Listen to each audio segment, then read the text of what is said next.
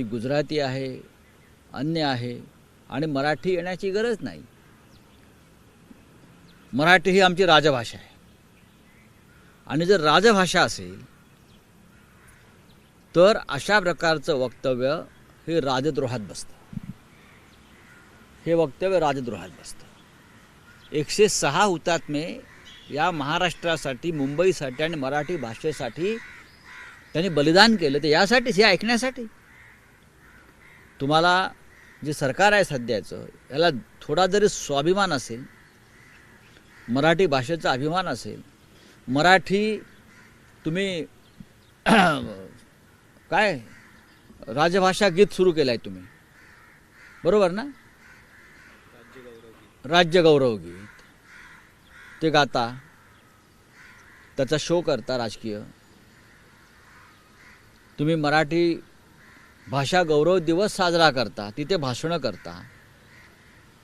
आत्ताच झालं ना 8 दिवसापूर्वी.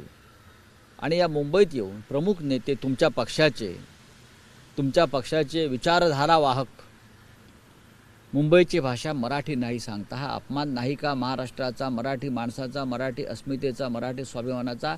देवेंद्र फडणवीस या राज्याचे मुख्यमंत्री आहेत ना, त्यांनी जाहीर करावं ही आमची अधिकृत भूमिका आहे की नाही. आणि तसं नसेल तर आज त्यांनी विधिमंडळात भैयाजी जोशी यांच्या वक्तव्याचा निषेध केला पाहिजे, निंदा केली पाहिजे, तसा ठराव मंजूर केला पाहिजे.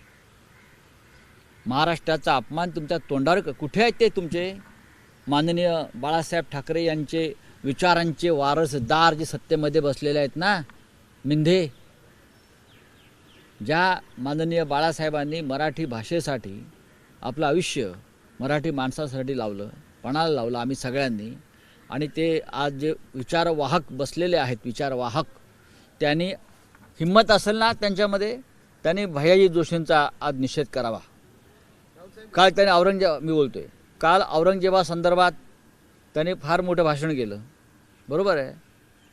हे तर औरंगजेबापेक्षा भयंकर कृत्य आहे. ज्या छत्रपती शिवाजी राजांनी महाराष्ट्रात त्यांच्या स्वराज्यामध्ये मराठी भाषेला स्थान दिलं, शब्दकोश तयार केला मराठी, हे औरंगजेबापेक्षा भयंकर कृत्य आहे की मराठी तुमची भाषा नाही सांगणं. हे एकनाथ शिंदे यांनी, अजित पवारांनी उभं राहून आज भैयाजी जोशी आणि राष्ट्रीय स्वयंसेवक संघाच्या या भूमिकेचा तीव्र शब्दात धिक्कार केला पाहिजे.